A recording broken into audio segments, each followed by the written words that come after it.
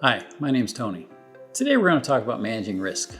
Managing risk starts with leading by example and then focusing on people and processes. Companies faced a host of risks in doing business: production stoppage, budget variances, liability associated with accidents, governmental compliance, and quality defects, to name a few. If unmanaged, these risks can put you out of business. But risks can be managed by developing a work culture that focuses on people and processes. For best results from your people, lead by example. Developing a company culture that focuses on people begins at the top, but it's a goal that must be shared by each level of management. It takes time and requires consistency and trust. Leaders at all levels must do so by example. Provide regular, open, and honest communication involving and empowering employees and suppliers to achieve shared goals. Align words and actions. There needs to be consistency between what you say and what you do.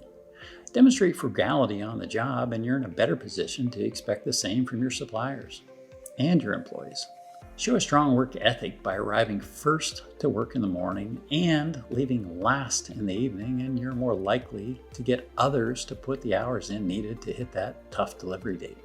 It is one of the most effective ways that leaders earn the respect of those around them. Be accessible and available. Leading by example is often what people see, but what they hear is also important. Open, honest, and frequent communication means sharing company objectives and current events on a regular basis. It's letting people know that you want to hear about the risks that are out there. You also need to make it clear that you want to hear their recommendations on the best way to manage these risks. Company meetings, department meetings, employee portals, and notices that employees see when they log on in the morning are all avenues for information sharing. Align communication and message. For example, if a conversation about better communication is beneficial, face-to-face interaction is more effective than sharing a memo in a newsletter or posting it to a company employee website or on a bulletin board. Ensure job roles, accountability, and authority are clearly defined. Involved and empowered employees and suppliers are essential to managing risk, but empowerment has to come with ground rules. Companies should define job function, roles, individual accountability, and decision-making authority so that each member of their team knows what they can and can't do. Make it clear that some issues such as safety, quality, and governmental compliance are everyone's responsibility. Yes, some companies may have full-time positions dedicated to managing these risks, but that person in that role can't be everywhere at once. Emphasize that safety is everyone's job. Unmitigated risk is seeing an issue and doing nothing about it. Conversely, the person who believes safety, quality, or governmental compliance is everyone's job and then sees a hazardous situation, observes a quality defect, or sees an OSHA, EPA, or other requirement being ignored is more likely to intervene and correct the situation before it becomes a bigger problem. Use recognition as a team-building tool. When someone observes a risk and takes action to prevent it from becoming a problem, be sure to acknowledge him or her. When you recognize people for doing well, it motivates them to do more. Early in my career, a mentor told me it was my job as a leader to catch someone doing something right and to thank them for it. That advice has stuck with me ever since. Appreciation goes a long way. Celebrate your company's success with the people who helped make the success a reality. Consider including your key suppliers in that celebration. The more they feel like part of the team, the more they will choose your firm over the competition when the labor is tight. This is also a good example of how a focus on people can mitigate a labor shortage risk. An engaged team can sharpen best practices. Focus on people is important, and it's just the start.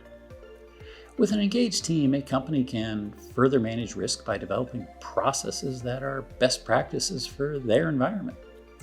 Involve those closest to the process. Best practices are often best developed by enlisting the individuals who perform the job. This is essential for efficiency.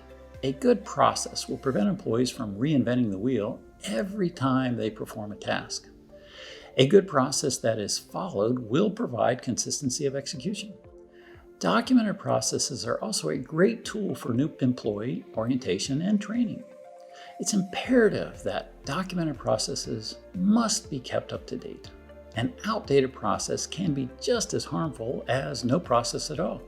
Leverage know-how across teams. Cross-functional process improvement teams can be assembled for assignments that range from meeting customer requirements, reducing warranty costs, cycle times, costs, improving quality, and so on. Such teams can reduce costs and manage risk at the commodity level. These commodity teams can be made up of employees from purchasing at the corporate, regional, and divisional level for large-scale companies.